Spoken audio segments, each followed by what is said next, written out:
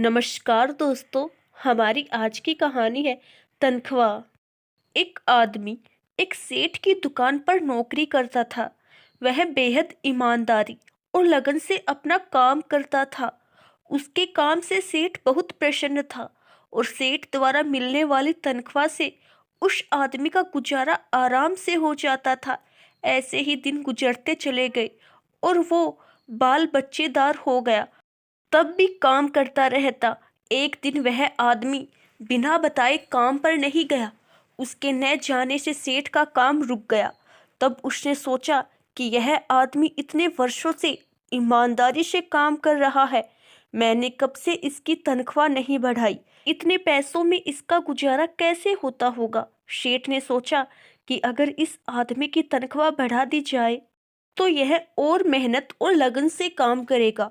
उसने अगले दिन से ही उस आदमी की तनख्वाह बढ़ा दी। उस आदमी को जब 1 तारीख को बढ़े हुए पैसे मिले तो वह हैरान रह गया, लेकिन वह बोला कुछ नहीं और चुपचाप पैसे रख लिए। धीरे धीरे बात आई गई हो गई। कुछ महीनों बाद वह आदमी फिर एक दिन गैर हाजिर हो गया। यह देखकर सेठ को बहुत गुस्सा आया।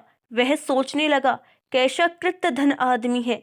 मैंने इसकी तनख्वाह बढ़ाई पर न तो इसने धन्यवाद तक दिया और न ही अपने काम की जिम्मेदारी समझी।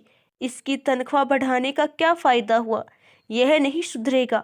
और उस दिन सेठ ने बढ़ी हुई तनख्वाह वापस लेने का फैसला कर लिया। अगली 1 तारीख को उस आदमी को फिर से वही पुरानी तनख्वाह दी गई, लेकिन हैरानी यह है कि इस बार भी वह आदमी चुप रहा। उसने सेठ से जरा भी शिकायत नहीं की। यह देखकर सेठ से रहा न गया और वह पूछ बैठा, बड़े अजीब आदमी हो भाई। जब मैंने तुम्हारे गैर हाजिर होने के बाद पहले तुम्हारी तनख्वाह बढ़ा कर दी, तब भी तुम कुछ नहीं बोले, और आज जबकि मैंने तुम्हारी गैर हाजिरी पर तनख्वाह फिर से कम करके दी, तुम फिर भी खामोश रहे। इसकी क्या वजह है? उस आदमी ने जवाब दिया, जब मैं पहली बार गैर हाजिर हुआ था तो मेरे घर एक बच्चा पैदा हुआ था। उस वक्त आपने जब मेरी तनख्वाह बढ़ा कर दी तो मैंने सोचा कि ईश्वर ने उस बच्चे के पोषण का हिस्सा भेजा है, इसीलिए मैं ज़्यादा खुश नहीं हुआ। जिस दिन मैं दोबारा गैर हाजिर हुआ उस दिन मेरी माताजी का निधन हो गया था।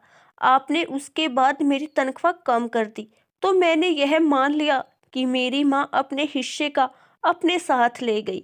फिर मैं इस तनख्वाह की खातिर क्यों परेशान हूँ। यह सुनकर सेठ गदगद हो गया। उसने फिर उस आदमी को गले से लगा लिया और अपने व्यवहार के लिए क्षमा मांगी। उसके बाद उसने न सिर्फ उस आदमी की तनख्वाह पहले जैसी कर दी बल्कि उसका और ज़्यादा सम्मान करने लगा। दोस्तों, हमारे जीवन में अक्सर सकारात्मक और नकारात्मक दोनों तरह की घटनाएं होती रहती है।